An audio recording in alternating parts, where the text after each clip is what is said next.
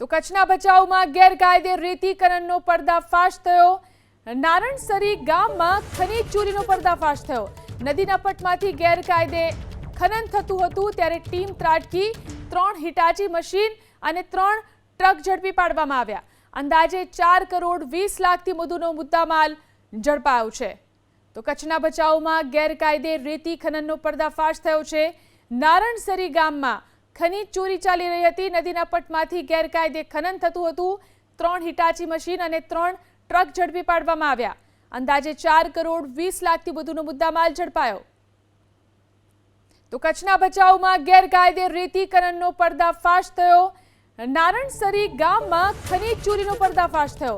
નદીના પટમાંથી ગેરકાયદે ખનન થતું હતું ત્યારે ટીમ ત્રાટકી 3 હિટાચી મશીન અને 3 ટ્રક ઝડપી પાડવામાં આવ્યા। અંદાજે 4 કરોડ 20 લાખથી વધુનો મુદ્દામાલ ઝડપાયો છે।